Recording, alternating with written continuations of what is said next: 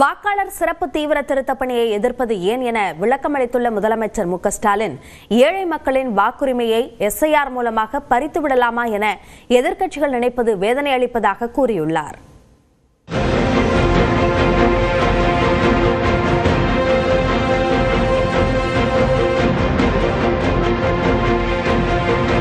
வாக்காளர் பட்டியல் சிறப்பு தீவிர திருத்த பணி தொடர்பாக திமுக தலைவரும் முதலமைச்சருமான மு க ஸ்டாலின் தலைமையில் திமுக மாவட்ட செயலாளர்கள் கூட்டம் நடைபெற்றது.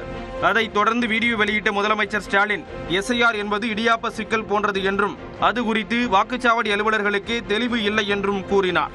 முதல்ல நம்முடைய விவரங்களை கேட்கிறாங்க.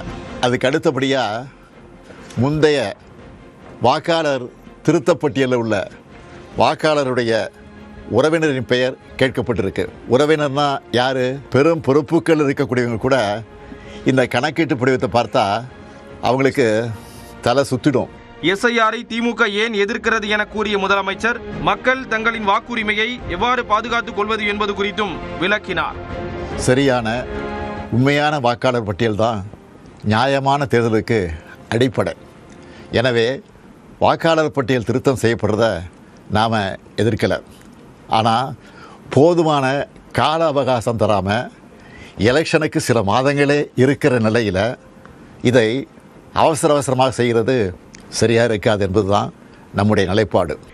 ஏதாவது பொய் சொல்லி எஸ்ஐஆரை எப்படியாவது நடத்திடலாமா, ஏழை எளிய மக்களின் வாக்குரிமையை நீக்கிவிடலாமா என எதிர்க்கட்சிகள் நினைப்பது வேதனைக்குரியது என முதல்வர் கூறியுள்ளார்.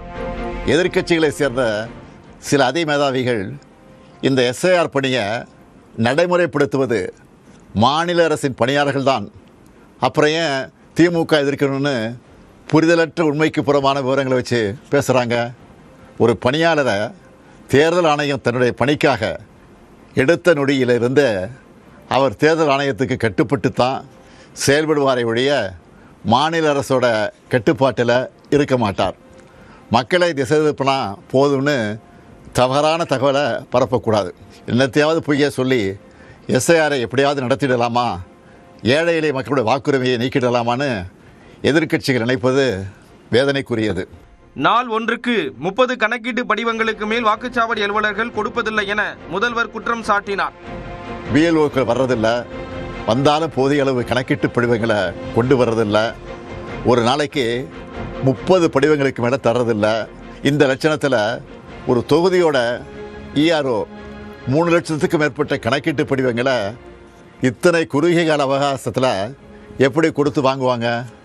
வாங்கினா வேலை முடிஞ்சுதா? அதுவும் இல்லை.